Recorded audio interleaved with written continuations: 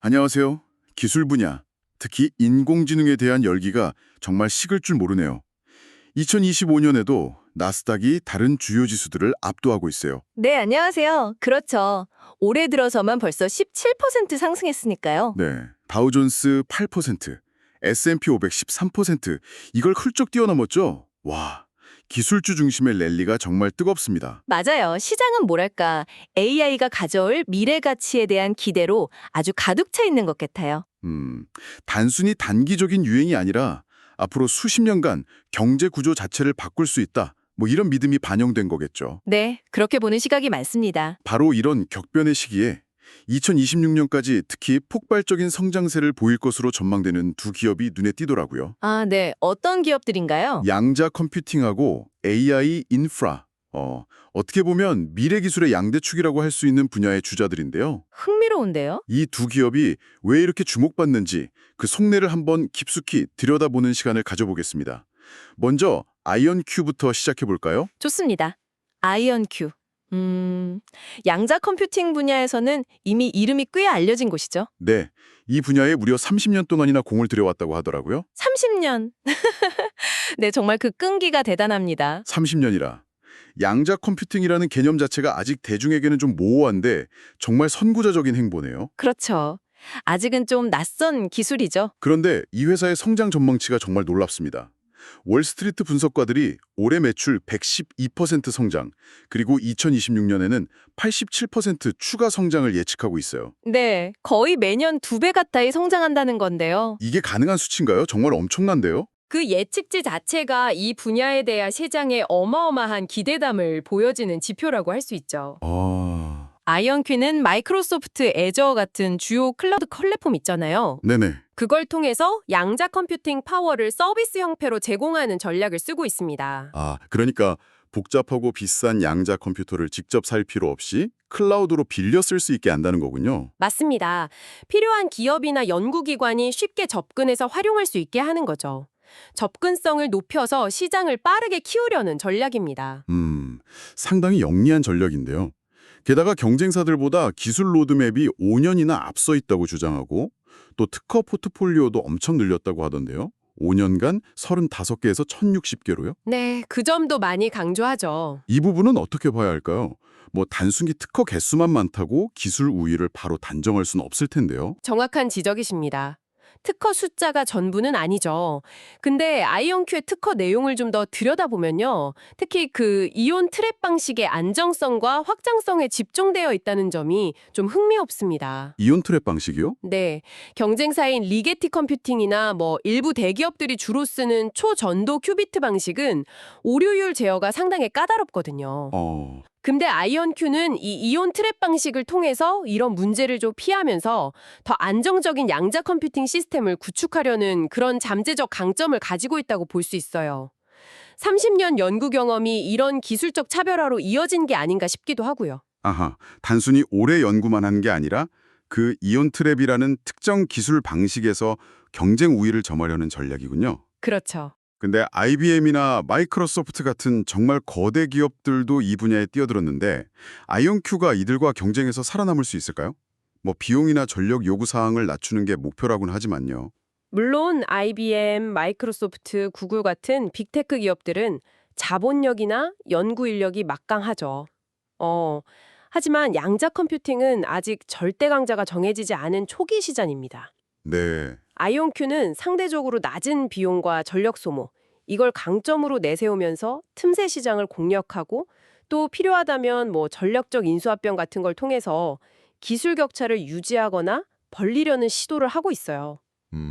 아직은 정말 누가 승자가 될지 예단하기는 좀 어려운 상황입니다. 그렇군요. 기술적인 잠재력이나 차별화된 전략은 분명히 매력적이긴 합니다. 하지만 이게 투자의 관점에서 보면 위험 요인도 만만치 않을 것 같은데요. 맞습니다. 특히 아직 수익을 내지 못하고 있다는 점이 좀 걸리네요. 네, 그 부분이 가장 큰 위험 요인 중 하나죠.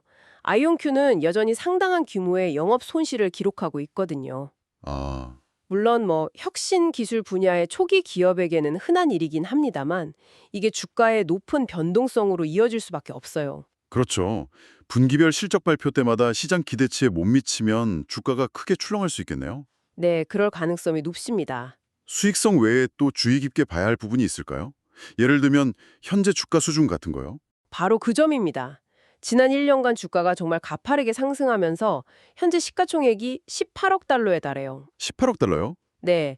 그런데 올해 예상 매출은 9,100만 달러 수준이거든요. 네.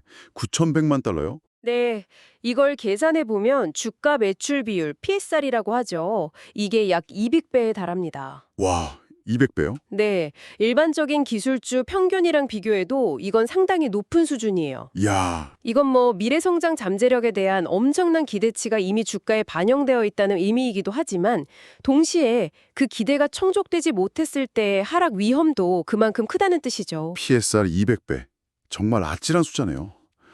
양자 컴퓨팅 기술 자체가 아직은 좀 연구실 단계에 가깝다는 점을 생각하면 그렇죠. 실제 상업적인 성공까지 예상보다 훨씬 오래 걸리거나 아니면 뭐 기술 구현에 예상치 못한 난관이 발생할 가능성도 배제할 수는 없겠군요. 그렇습니다. 양자 컴퓨팅이 뭐 신약 개발, 재료 과학, 금융 모델링 이런 다양한 분야에서 혁신을 가져올 잠재력은 분명히 크지만 그 잠재력이 실제 비즈니스 가치로 전환되기까지는 상당한 시간과 또 기술적 검증이 필요합니다.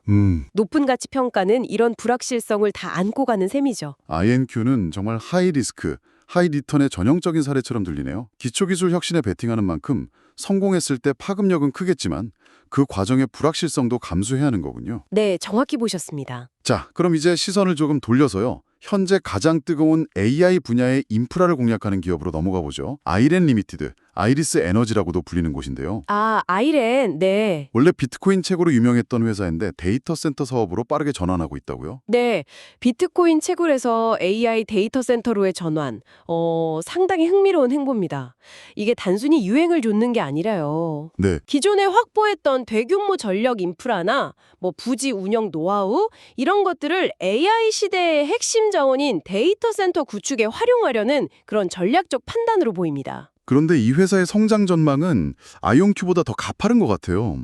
2025년에는 130%, 2026년에는 126% 매출 성장이 예상된다고 해요. 와, 100%가 넘네요, 매년? 네, 지난 4분기 매출이 약 5억 달러였는데 이 추세라면 내년 말에는 연간 매출이 거의 25억 달러에 육박할 수 있다는 계산이 나오더라고요.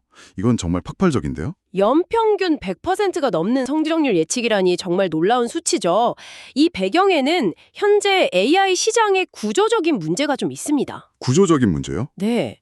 혹시 챗 GPT 같은 AI 모델 사용하시면서 생각보다 답변이 느리네 하고 느끼신 적 없으신가요? 있죠. 당연히 있죠. 특히 좀 복잡한 질문하거나 이미지 만들 때 그럴 땐 정말 한참 걸릴 때도 있더라고요. 커피 한 잔 마시고 와야 될 때도 있고. 약간 웃음. 바로 그게 연산 능력 부족, 즉 데이터 센터 용량 부족 때문일 가능성이 높습니다. 아, 현재 AI 모델을 훈련하고 또 운영하는 데 필요한 컴퓨팅 파워에 대한 수요가 공급을 훨씬 초과하고 있는 상황이에요. 그렇군요. 오픈 AI나 마이크로소프트 같은 기업들이 엔비디아 칩 확보하고 데이터 센터 용량 늘리려고 수십억, 수백억 달러 규모의 계약을 막 경쟁적으로 체결하는 이유가 바로 여기에 있는 거죠. 아, 그래서 그랬군요. 네, 마이크로소프트조차 용량이 부족해서 최근에 그 네비오스 그룹이라는 데이터 센터 업체랑 최대 190억 달러 규모의 계약을 맺었을 정도니까요. 와, 190억 달러? 수요가 공급을 압도하는 시장이라면 아이렌에게는 정말 엄청난 기회가 열린 셈이네요. 그렇죠. 그런데 비트코인 채굴하던 회사가 갑자기 데이터 센터를 잘 운영할 수 있을까요? 이게 또 전문성이 필요한 분야일 텐데요. 물론 그런 우려가 있을 수 있습니다. 하지만 아이렌의 강점은 바로 수직 통합에 있어요. 수직 통합이요? 네. 단순히 공간만 빌려주는 게 아니고요. 데이터 센터 구축과 운용에 필요한 핵심 요소들, 그러니까 넓은 부지, 그리고 자체적으로 건설한 시설, 또 장기 계약으로 확보한 2.9기가와트라는 막대한 전력, 2.9기가와트, 엄청나네요. 네, 그리고 엔비디아의 최신 AI 칩까지 이걸 모두 직접 확보하고 있다는 점입니다. 아, 비트코인 채굴 사업을 통해서 대규모 전력 관리나 시설 운영 경험을 쌓은 게 AI 데이터 센터 사업으로 전환하는데 아주 중요한 기반이 된 셈이죠. 필요한 모든 걸 직접 소유하고 운영한다. 이게 다른 데이터 센터 업체들이랑 비교했을 때 어떤 차이를 만들어낼까요? 예를 들어서 뭐 코어위브 같은 AI 하이퍼스케일러랑 비교하면요? 네, 코어위브는 다른 회사의 데이터 센터 용량을 빌려서 AI 클라우드 서비스를 제공하는 비교적 자산을 가볍게 가져가는 모델이거든요. 에셋 라이트 모델이죠. 네. 그래서 시장 변화에 좀 빠르게 대응하고 운영 효율성을 높일 수 있다는 장점이 있어요. 시가총액도 현재 680억 달러로 아이렌 170억 달러보다 훨씬 높고요. 반면에 아이렌은 직접 자산을 소유하고 운영하는 수직 통합 모델을 통해서 장기적인 비용 통제나 안정적인 서비스 제공, 그리고 자체적인 기술 개발이나 최적화 측면에서 더 유리할 수 있습니다. 아하. 특히 그 전력 비용이 데이터 센터 운영 비용에서 상당 부분을 차지하는데 아이렌은 이미 대규모 전력을 저렴하게 확보해 놓았다는 강점이 있죠. 그렇군요. 코어위브는 유연성과 속도, 아이렌은 안정성과 비용 통제. 여기서 좀 강점이 있을 수 있겠네요. 네, 그런 측면이 있죠. 아이렌 스스로가 코어위브 같은 하이퍼스케일러가 될 잠재력을 가지고 있다, 이런 평가도 나오는 이유를 알겠습니다. 네. 그런 잠재력 때문에 최근 투자은행 겐터 피츠제럴드가 아이렌의 목표 주가를 100달러로 올렸어요. 오, 100달러로요? 네. 그러면서 비중 확대, overweight, 즉 매수 추천 의견을 유지했습니다. 아이렌이 보유한 자산의 가치, 특히 확보된 전력이나 부지의 가치가 아직 주가에 충분히 반영되지 않았을 수 있다, 이런 분석이죠. 흥미롭네요. 하지만 물론 위험 요인도 있습니다. 대규모 데이터 센터를 계획대로 잘 구축하고 또 효율적으로 운영할 수 있을지 이 실행 능력에 대한 검증이 필요하고요. 네. 또 앞으로 AI 칩 확보 경쟁이나 기술 변화에 어떻게 대응할지도 계속 지켜봐야 합니다. 자, 이렇게 두 기업을 비교해보니 정말 흥미롭네요. 아이언큐는 양자 컴퓨팅이라는 어떻게 보면 아직은 미지의 영역에 가까운 근본 기술 혁신에 도전하면서 높은 기술적 위험과 불확실성을 안고 있고요. 그렇죠. 성공 시에는 정말 파괴적인 변화를 가져올 수 있는 잠재력을 품고 있고요. 반면에 아이렌은 현재 가장 확실하게 폭발적으로 성장하는 AI 시장, 그 인프라 수요에 초점을 맞추고 있는 것 같아요. 네, 맞습니다. 기존 자산, 그러니까 채굴 사업 경험이나 전력 확보 능력 같은 걸 레버리지 삼아서 보다 가시적인 시장 기회를 잡으려는 모습이고요. 정확히 보셨습니다. 미래 컴퓨팅 파워 수요 증가라는 이 거대한 흐름을 타는 건 같은데 접근 방식이 아주 다른 거죠. 네. 아이온큐는 뭐랄까 게임의 규칙 자체를 바꾸려는 시도에 가깝고 아이렌은 현재 가장 뜨거운 게임의 판을 더 크게 키우려는 시도라고 비유할 수 있겠네요. 와, 비유가 아주 적절한데요. 둘 다 엄청난 성장 잠재력을 보여지지만 그 이면에는 각각 기술 상용화의 불확실성, 아이온큐, 그리고 대규모 투자 집행 및 운영 능력 검증 아이렌이라는 과제를 안고 있는 거죠. 시장의 높은 기대치나 주가 변동성은 이런 잠재력과 위험을 동시에 반영하고 있는 셈입니다. 오늘은 이렇게 2020년까지 높은 성장이 기대되는 두 기술 기업, 양자 컴퓨팅의 개척자 아이온큐와 AI 인프라의 새로운 강자 아이렌 리미티드에 대해 깊이 파고 들어봤습니다. 네. 미래 기술 지형도를 그려나가는 두 가지 다른 경로를 엿볼 수 있는 아주 흥미로운 사례였습니다. 네, 이 두 기업의 사례는 눈에 보이는 서비스나 애플리케이션뿐만 아니라 그 기반이 되는 양자 컴퓨팅이나 데이터 센터 같은 인프라 기술 분야에서 얼마나 빠르고 거대한 변화와 투자가 일어나고 있는지를 상징적으로 보여주는 것 같아요. 맞아요. 이런 기반 기술의 발전이 앞으로 우리 삶과 산업에 어떤 새로운 가능성을 열어줄지 상상해보는 것도 즐거운 일이 될 것 같습니다. 마지막으로 청취자 여러분께 한 가지 생각해볼 만한 질문을 던지면서 마무리할까 합니다. 네, 어떤 질문인가요? 아이온큐의 양자 컴퓨터든 아이렌의 대규모 AI 데이터 센터든 이 미래 기술들은 공통적으로 어마어마한 양의 전력을 필요로 하잖아요. 그렇죠. 전력 소모가 엄청나죠. 그렇다면 이 막대한 에너지 수요를 어떻게 감당할 것인가? 혹시 이 전력 문제 자체가 다음 시대의 기술 병목 현상이자 또 다른 거대한 투자 기회를 만들어내는 지점이 되진 않을까요? 와, 굉장히 중요한 포인트입니다. 기술 혁신의 밝은 면 뒤에는 항상 이 에너지와 환경이라는 그림자가 따르기 마련이죠. 네. 이 에너지 문제를 지속 가능한 방식으로 해결하는 것이야말로 미래 기술의 진정한 성공을 좌우할 핵심 변수가 될 수 있습니다.